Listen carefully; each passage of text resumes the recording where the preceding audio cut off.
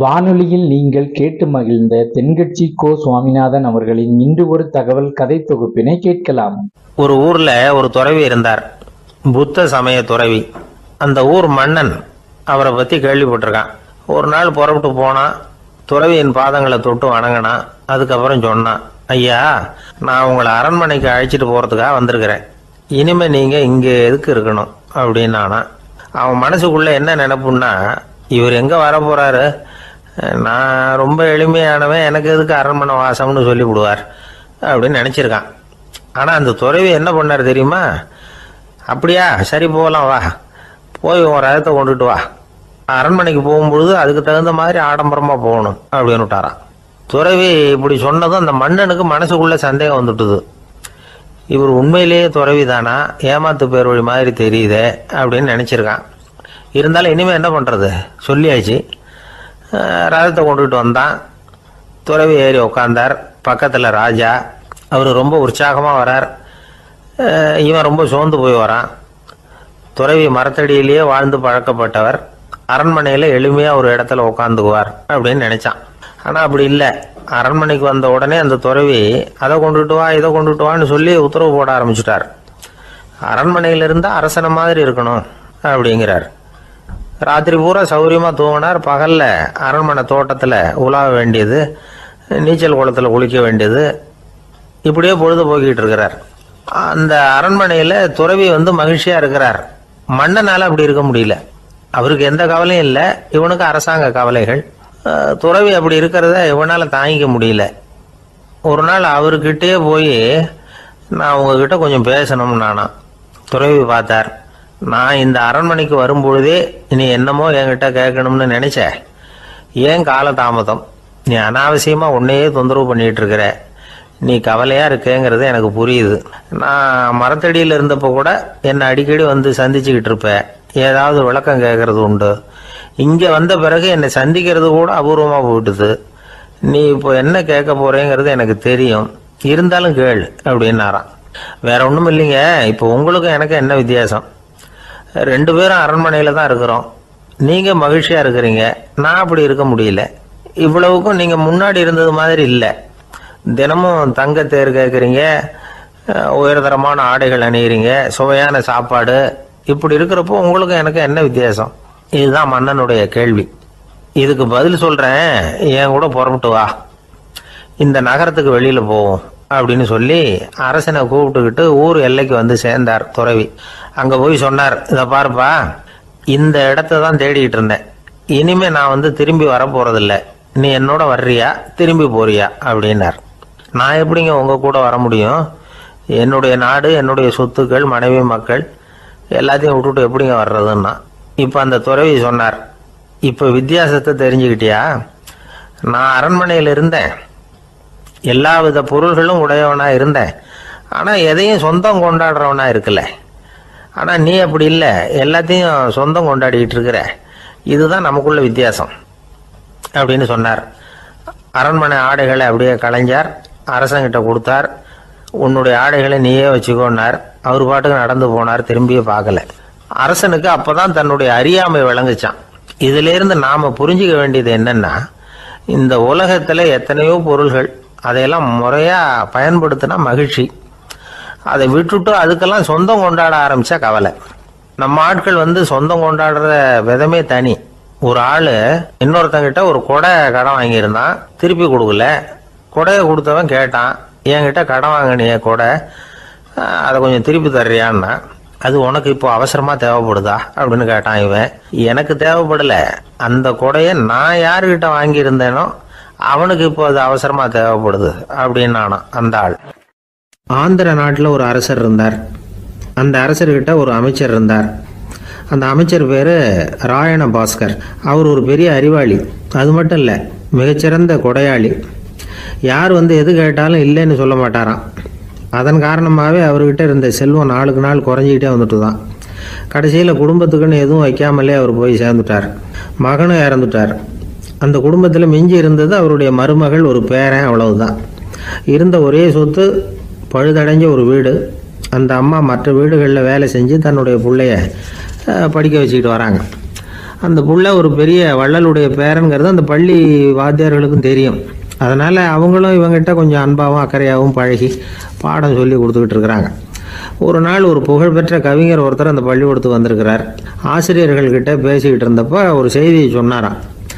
ராயண பாஸ்கருங்கிற வள்ளல் எனக்கு நிறைய உதவிகள் செஞ்சிருக்கார், என்னை பாராட்டி பரிசுகள்லாம் கொடுத்துருக்கிறார். அந்த வள்ளல் வாழ்ந்த கிராமத்தை பார்க்கணுங்கிறதுக்காக தான் இப்போ இங்கே வந்திருக்கிறேன் அப்படின்னாராம். ஆசிரியர் உடனே இந்த பையனை கூப்பிட்டு, இதை பாருங்கள், இவன் யார் தெரியுமா, நீங்கள் குறிப்பிடுகிற அந்த வள்ளலின் பேரன் அப்படின்னு அறிமுகப்படுத்தினாராம். கவிஞரின் கண்களில் ஆனந்த கண்ணீர். அந்த பரவச நிலையிலேயே அந்த வள்ளலை பற்றி கவி பாட ஆரம்பிச்சுட்டாராம். இந்த சின்ன பையன் அதை கேட்டிருக்கிறான். உடனே என்ன பண்ணான் தெரியுமோ, தன் கையில் அணிஞ்சிருந்த ஒரு பொன் வளையலை கழட்டி அந்த கவிஞருக்கு பரிசாக கொடுத்துட்டானான். எல்லாருக்கும் ஆச்சரியம். தாத்தா இருக்கும் நிலையில் கொடுத்தார், பேரன் இல்லாத நிலையிலையும் கொடுக்குறான். பையனை எல்லாரும் பாராட்டினாங்களாம். இருந்தாலும் அவனுக்குள்ள ஒரு பயம் எதுவாக ஆரம்பமாச்சு. பள்ளிக்கூடம் விட்டு வீட்டுக்கு வரும்பொழுது அந்த பயம் இன்னும் அதிகமாயிட்டுது. அம்மா என்ன சொல்லுவாங்களோ தெரியலையே, ஏதோ திடீர்னு தோணிச்சு வளையலை கட்டி கொடுக்கணும்னு கொடுத்துட்டோம். குடும்பம் இருக்கிற நிலையில் இப்படி நான் செஞ்சது தப்பா, வீட்டு செலவுக்கே அம்மா எவ்வளவு கஷ்டப்படுறாங்க, வீட்டுக்கு போனதும் என்ன நடக்குமோ தெரியலையே அப்படின்னு நினச்சி பயந்துக்கிட்டே அவன் வீட்டுக்குள்ளே அடி எடுத்து வைக்கிறான். அம்மா கூப்பிட்டு சாப்பாடு போட்டாங்க. அவங்க கண்ணில் படக்கூடாதுங்கிறதுக்காக ஒரு கையை பின்னாடி மறைச்சிக்கிட்டே இருந்தான். அம்மா இதை கவனிச்சிட்டாங்க. உன் கையை ஏன் அப்படி வச்சிருக்கிற, உன் கைக்கு என்னாச்சு, ஏதாவது அடிபட்டு போச்சா அப்படின்னு கேட்டுக்கிட்டே கையை எடுத்து பார்க்குறாங்க. வளையல காணலை. வளையல் எங்கே அப்படின்னு கேட்குறாங்க. இவன் தயங்கிக்கிட்டே நடந்ததை சொல்கிறான். அது கேட்டதும் அந்த அம்மாவோட முகம் கோபத்தால் சவுந்து போச்சான். முட்டாளே, என்ன காரியம் பண்ண அப்படின்னு கன்னத்தில் அரைஞ்சிட்டாங்களாம். அம்மா என்னை அடிக்காத, ஏதோ தெரியாமல் தப்பு பண்ணிட்டேன் அப்படின்ட்டுருக்கான். மகனே, வளையலை கொடுத்ததுக்காக நான் உன்னை அடிக்கலை, அப்படிங்க பின்ன எதுக்கு அடித்தேன்னு கேட்டிருக்கான். உன் பாட்டனார் ஒரு பெரிய வள்ளல், அவர் எதையும் பாதி வேலையை செய்கிறதில்ல, அவருடைய பேரை நீ அரைகுறை வேலை செஞ்சுட்டு வந்திருக்கிற அப்படின்னாங்களாம். என்னம்மா சொல்கிறேன்ருக்கான். நீ ஒரே ஒரு வளையலை மட்டும்தானே கட்டி கொடுத்துருக்குற, கொடுக்குறதா இருந்தால் ரெண்டையும் சேர்த்துல கொடுத்துருக்கணும், அதுதானே உங்கள் தாத்தாவுக்கு பெருமை அப்படின்னாங்களாம். அம்மா தெரியாமல் இப்படி செஞ்சுட்டேன், உங்ககிட்டையும் அரை வாங்கிட்டேன் அப்படி இப்படின்னு அவன் சொல்லியிருக்கிறான். இப்போ அம்மா கொஞ்சம் இருங்க, அந்த கவிஞர் இன்னைக்கு நம்ம ஊரில் தான் தங்கியிருப்பார், நாளைக்கு காலையில் தான் அவர் எங்கே இருக்காருன்னு விசாரித்து இன்னொரு வளையலையும் கொடுத்துட்றேன் அப்படின்ட்டுருக்கான். மகனே, நல்ல செயல்களையெல்லாம் நாளைக்குன்னு ஒத்தி போடாத, நாளைக்கு என்ன நடக்குங்கிறது யாருக்கு தெரியும், இப்போவே போ, எங்கே இருக்காருன்னு பாரு அப்படின்ட்டுருக்காங்க. மகன் புறப்பட்டான். பள்ளி ஆசிரியர்கிட்ட போய் கேட்டானா அந்த கவிஞர் எங்கே இருக்காருன்னு. அவர் சொன்னாராம். உடனே போய் அவர் இருக்கிற இடத்துல கதவை தட்டியிருக்கான். ராத்திரி நேரத்தில் இவனை கண்டதும் அவருக்கு ரொம்ப ஆச்சரியம். இவன் இன்னொரு கை வளையலையும் எடுத்து நீட்டியிருக்கான். அவர் திகைச்சு போய் நிற்கிறார். அவரால் என்ன பண்ணுறதுன்னே தெரியல. ஆனந்த கண்ணீர். இது பெரியவர்கள் கூற கேட்ட ஒரு வரலாறு. இன்னைக்கு இப்படிப்பட்டவங்களை பார்க்க முடியுமா? வறுமை வள்ளல் தன்மையை ஒன்று செய்து விடாதுங்கிறதுக்கு இது ஒரு உதாரணம். ஒருத்தன் இன்னொருத்தனை பார்த்து கேட்டானா, எங்கள் தாத்தா உங்கள் தாத்தாவுக்கு 100 ரூபா கடன் கொடுத்துருக்கிறார், அதை எப்போ திருப்பி கொடுக்க போகிறேன்னு. கவலைப்படாத, எங்கள் பேரன் அதை உங்கள் பேரன்ட்ட திருப்பி கொடுத்துருவான் அப்படின்னு நானா அவன். ஒரு அழகான கடற்கரை. சுற்றுலா பயணிகள் நிறைய பேர் அங்கே போகிறது வழக்கம். சனி ஞாயிறு கூட்டம் அதிகமாக இருக்கும். அதோட விளைவு என்னங்கிறது அடுத்த நாள் தான் தெரியும். ஆமாம், அந்த கடற்கரையை சுத்தப்படுத்துகிற தொழிலாளிகள் திங்கட்கிழமை ரொம்ப சிரமப்படுவாங்க. சனி ஞாயிறு வந்த கூட்டம் கடற்கரை பூராவும் காலி ஐஸ்கிரீம் கப்புகளை வீசி எறிஞ்சிட்டு போயிருக்கும். ஆயிரக்கணக்கான கப்புகள் அங்கே பரவலாக கிடக்கும். அதையெல்லாம் பொறுக்கி எடுத்து சுத்தம் பண்ணி ஆகணும். இதனால் திங்கட்கிழமை வேலைக்கு வர்றதுக்கு எல்லோரும் பயப்படுவாங்க. அப்படி ஒரு நிலைமை. பல பேர் அன்னைக்கு லீவ் எடுத்துகிட்டு போயிடுறது வழக்கம். நமக்கு எதுக்கு இன்றைக்கி தொந்தரவுன்னு. இது ஒரு பெரிய பிரச்சனையாக இருந்தது. இதுக்கு என்ன பண்ணலாம் அப்படின்னு யோசனை பண்ணாங்க. ஒரு ஆலோசனை கூட்டத்துக்கு ஏற்பாடு பண்ணாங்களாம். அந்த நகர நிர்வாக அலுவலர்கள், பணியாளர்கள் எல்லாரும் அதில் கலந்துக்கிட்டாங்க. கூட்டம் ஆரம்பமாச்சு. ஆரம்பத்தில் சொன்னாங்க, இந்த பிரச்சனைக்கு ஒரு தீர்வு வேணும், என்ன பண்ணலாம், அதை முடிவு செய்கிறதுக்கு தான் இந்த கூட்டம். இதில் நீங்கள் செய்ய வேண்டியது என்னென்னா, உங்களுக்கு தோன்றுகிற யோசனை எதுவாக இருந்தாலும் சொல்லுங்கள், கொஞ்சம் கூட தயக்கம் வேண்டாம். நாம் சொல்கிற யோசனை ஈடுபடுமா படாதா அப்படின்லாம் யோசிக்க வேணாம். எல்லாருடைய யோசனைகளையும் அப்படியே பதிவு செய்துக்கிறோம். கடைசியாக அதிலேருந்து ஒரு சிறந்த யோசனையை தேர்வு பண்ணி அதை பயன்படுத்தலாம். இந்த சந்தர்ப்பத்தில் இன்னொரு முக்கியமான வேண்டுகோள், எவ்வளவு சாதாரணமான யோசனையாக இருந்தாலும் சரி, அது சொல்லும் பொழுது அடுத்தவங்க ஏளனம் செய்யக்கூடாது. இது ஒரு பெரிய யோசனையா அப்படின்னு சொல்லி எதையும் அலட்சியப்படுத்தக்கூடாது. இதுதான் அந்த கூட்டத்தின் ஆரம்பத்தில் செய்யப்பட்ட அறிவிப்பு. உடனே அந்த கூட்டத்தில் இருந்தவங்க ஆளுக்கு ஒரு யோசனை சொல்ல ஆரம்பித்தாங்க. ஒருத்தர் எழுந்திருச்சார். இங்கே வர்ற சுற்றுலா பயணிகள்கிட்ட ஆளுக்கு $10 ஒரு டெபாசிட் மாதிரி வைப்பு பணமாக வாங்கிக்கணும். காலி ஐஸ்கிரீம் கப்பை திருப்பி கொடுத்தா அந்த பணத்தை திருப்பி கொடுத்துடலாம். இப்படி ஒரு ஏற்பாடு பண்ணிக்கிட்டா கப்புகளை தேடி பொறுக்கிட்டு இருக்க வேண்டியதில்லை, எல்லாம் ஒரே இடத்துக்கு வந்து சேர்ந்துடும். அப்படியே நாம் வந்து தூக்கிட்டு போய் ஒரு இடத்துல கொட்டி விடலாம் அப்படின்னார். இன்னொருத்தர் எழுந்திரிச்சார். கப்பை வந்து கீழே போட்டால் $50 அபராதம் அப்படின்னு அங்கங்கே போர்டு எழுதி வச்சுடலாம். கப்புகளை போடுறதுக்கு அங்கங்கே பெரிய கூடைகளை வச்சுடலாம். நாம் சாவகாசமாக அந்த கூடைகளை சேகரம் பண்ணிக்கலாம் அப்படின்னாராம். இன்னொருத்தர் எழுந்திரிச்சு கொஞ்சம் கோபமாக பேசினார். கப்புகளை வந்து அவங்க வாயிலே திணிச்சுடணும், அதுங்களை முன்னு சாப்பிட்டு பார்த்தா தான் தெரியும் அது எவ்வளவு கஷ்டங்கிறது அப்படின்னு ரொம்ப கடுமையாக பேசியிருக்காரு. இது வேடிக்கையாக தெரிஞ்சாலும் இந்த யோசனையும் பதிவு செஞ்சுக்கிட்டாங்களாம். இப்படி பல யோசனைகள். கடைசியாக எல்லாத்தையும் படித்து பார்த்துட்டு பரிசீலனை பண்ணாங்க. அப்புறம் தான் யோசனை வந்தது. இவர் வேடிக்கையாக சொன்னது கப்புகளை அவங்கவுங்க வாயிலே திணிச்சு சாப்பிட சொல்லணும், அதுதான் தண்டனைன்னார்ல. ஏன் அப்படி சாப்பிட்றது மாதிரியே கப்புகளை தயார் பண்ண என்ன அப்படின்னு சிந்திக்க ஆரம்பித்தாங்களாம். ஆகா, அதுதான் சரின்னு ஒரு முடிவுக்கு வந்தாங்க. அதுலேருந்து உருவானது தான் இந்த வேஃபர் கப்ஸ். ஐஸ்கிரீமை சாப்பிட்டு முடித்ததும் கப்பையும் சாப்பிட்டுடலாம். கோன் ஐஸ்கிரீம் சாப்பிட்றோம்ல, அதுதான்.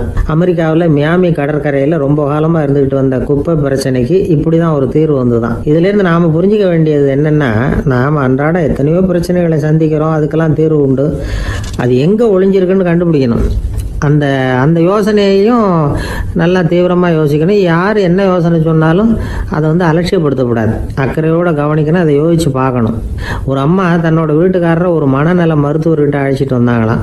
டாக்டர், இவருக்கு கோன் ஐஸ்கிரீம் பிடிக்கல, பேப்பர் கப்பில் இருக்கிற ஐஸ்கிரீம் தான் வேணும்னு அடம் பிடிக்கிறார் அப்படின்னாங்களாம்.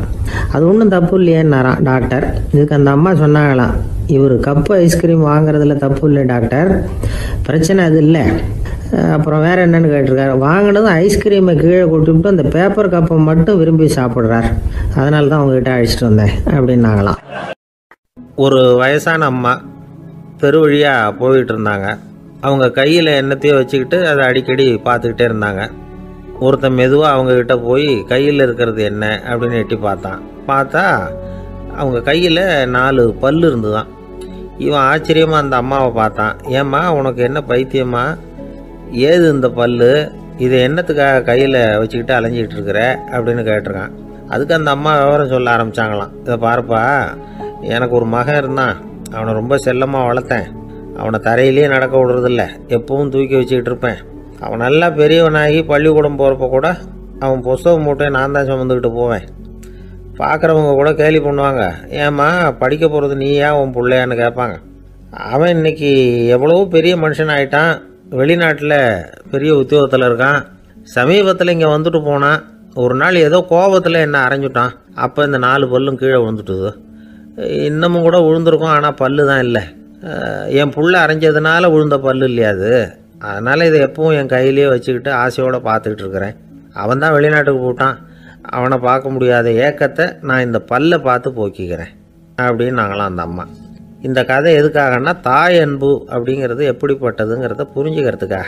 கல்யாணம் ஆனதுக்கு அப்புறம் தாயை மறந்து விடுறவங்க எத்தனை பேர் இந்த உலகத்தில், அவங்க காதில் வேணுங்கிறதுக்காக தான் இந்த தகவல்.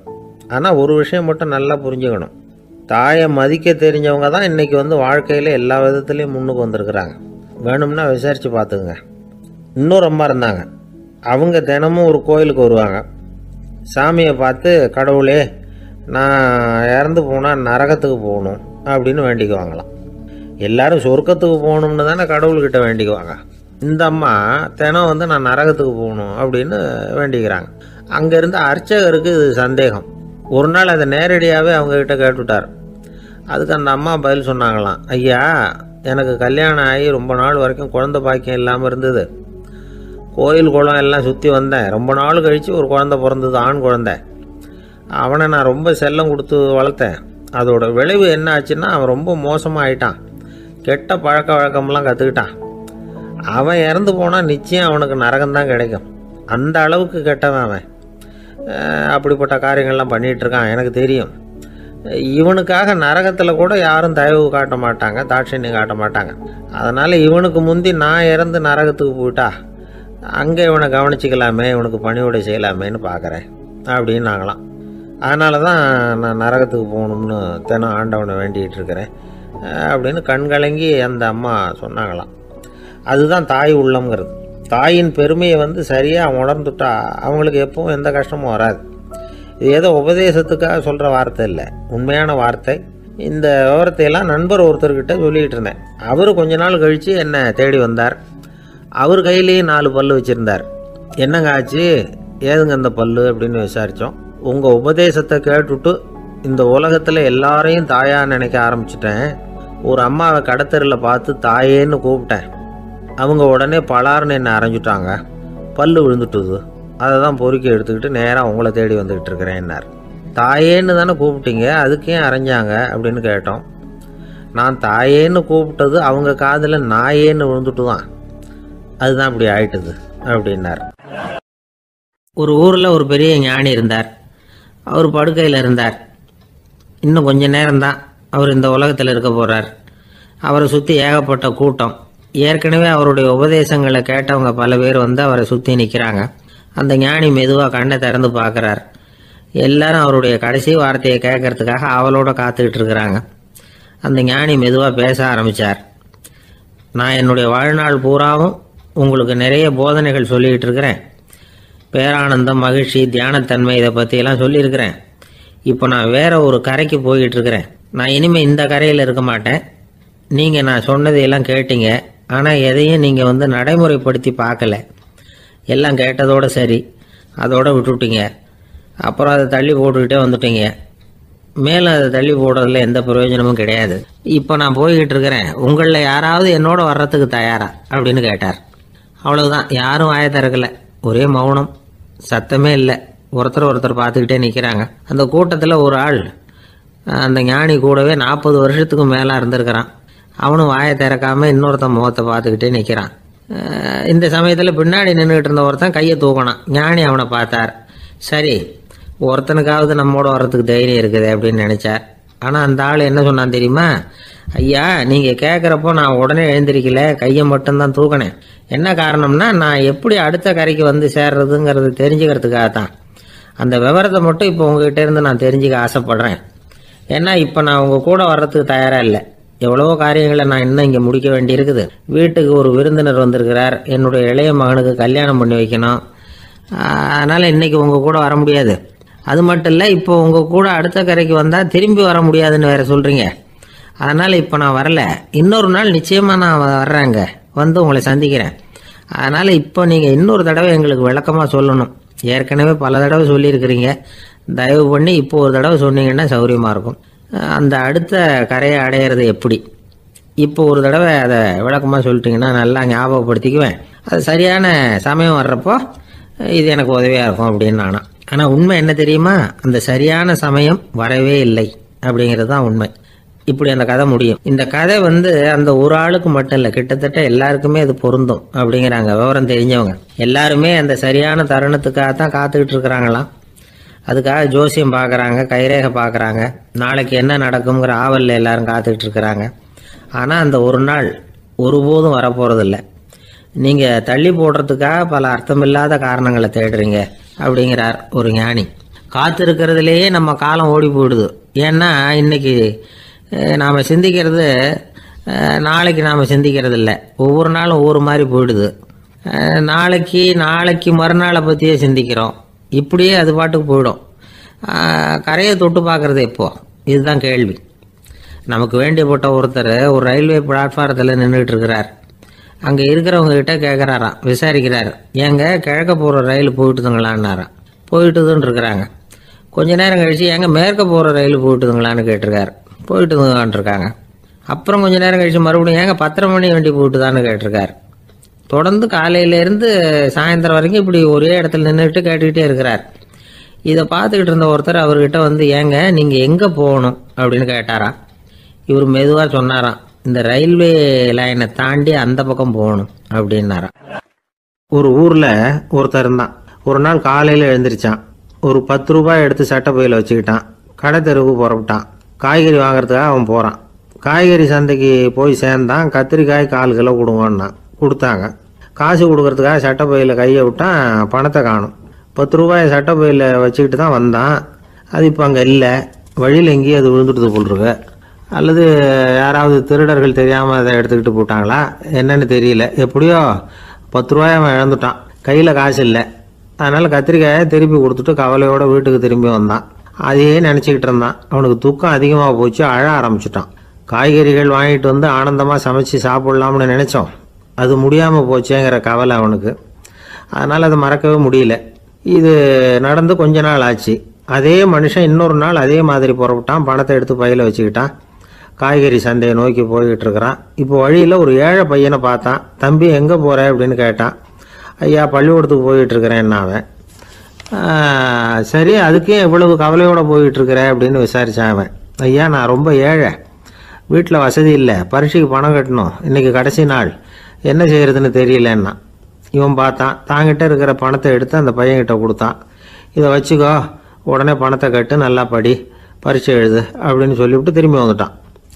வெறுங்கையோடு திரும்பி வந்தும் வீட்டில் கேட்குறாங்க எங்கே காய்கறின்னு வழக்கம் போல் கேட்டாங்க. இவன் நடந்ததை சொன்னான்.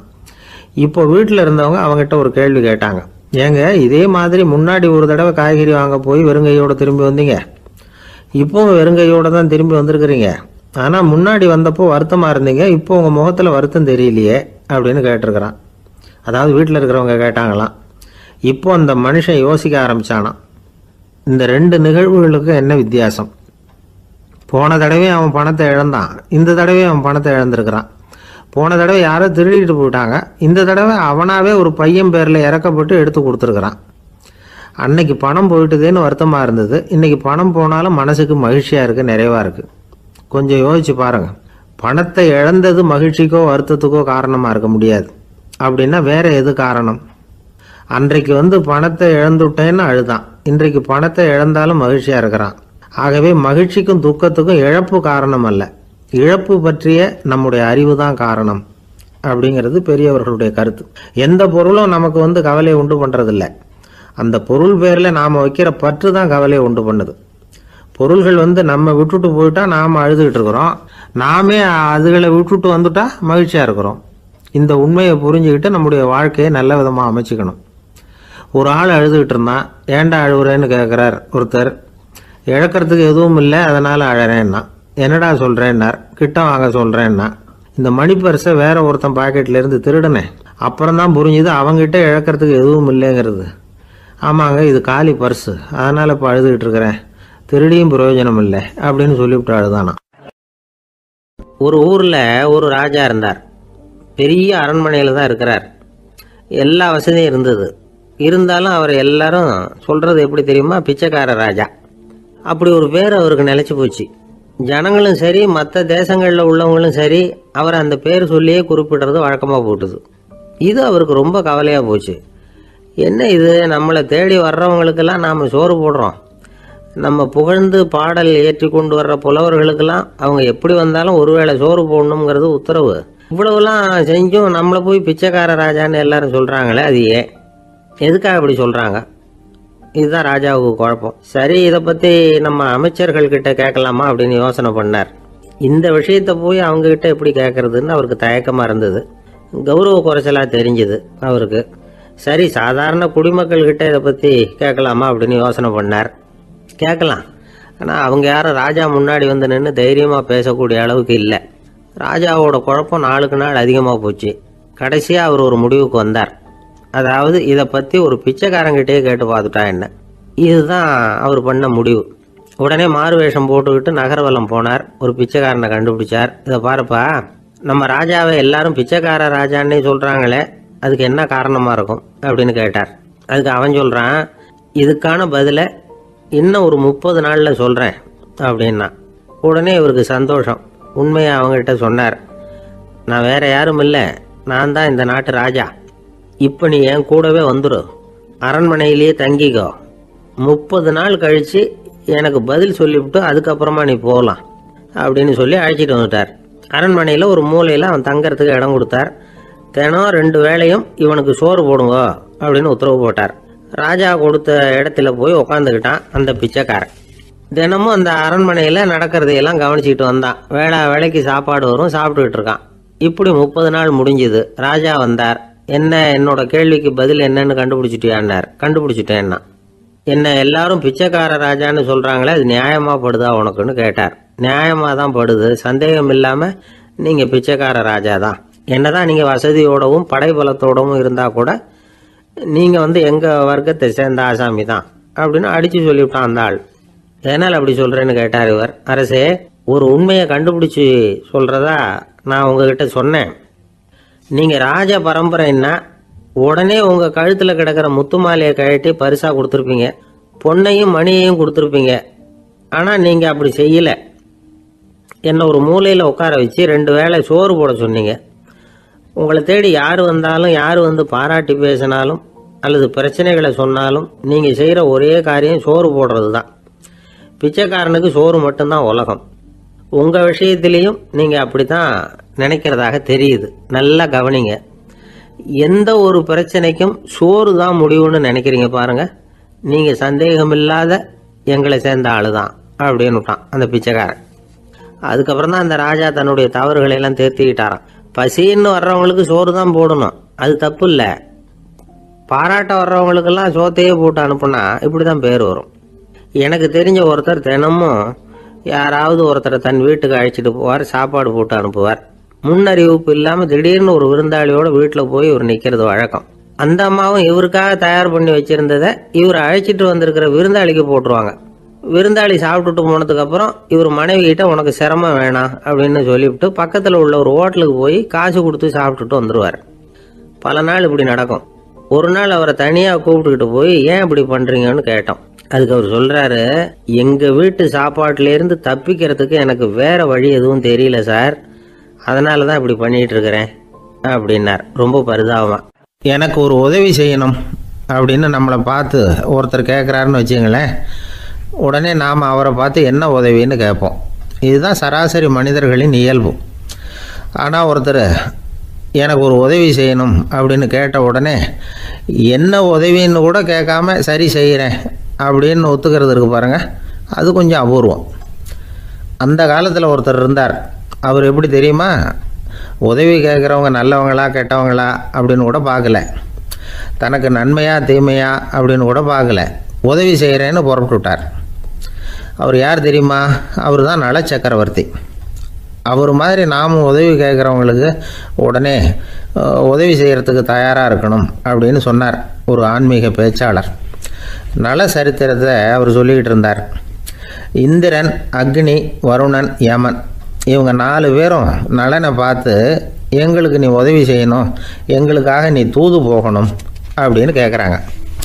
யாருக்கிட்ட தூது போகணும், என்ன காரியத்துக்காக போகணும் அப்படின்னு கேட்கணும்ல.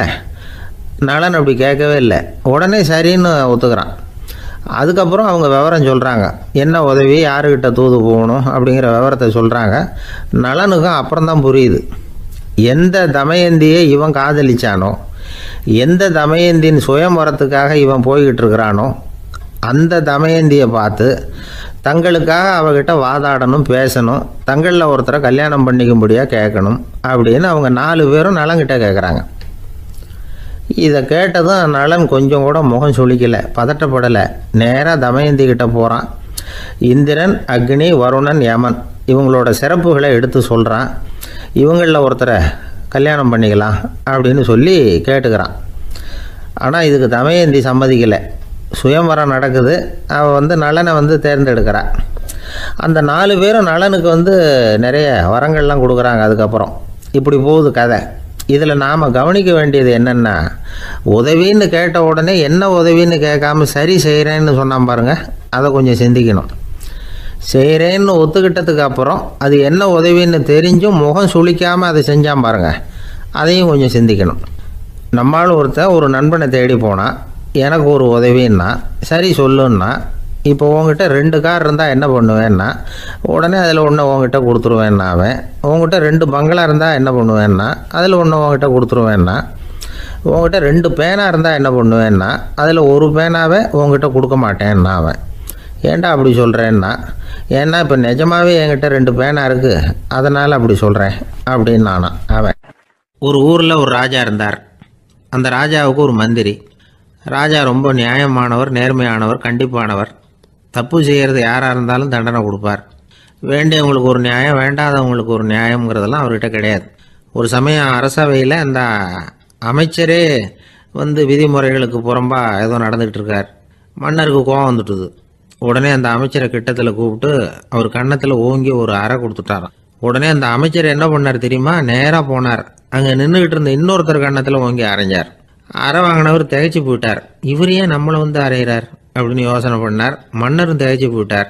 நாம இவரை அரைஞ்சா அதுக்காக இவர் போய் இன்னொருத்தர் அரையணுமா அப்படின்னு யோசனை பண்ணார். இவருக்கு என்ன பைத்தியமானு கூட நினைக்க ஆரம்பிச்சுட்டார். ஆனால் என்ன ஆச்சுன்னா, அப்புறம் அமைச்சர் அவர் கவனிச்சுக்கிட்டு இருந்தாரா, அவர் இன்னொருத்தர் அரைஞ்சார் இல்லையா, அந்த அறை வாங்கின ஆசாமியை பார்த்து கத்திக்கிட்டு இருந்தார். யார்? அமைச்சர்.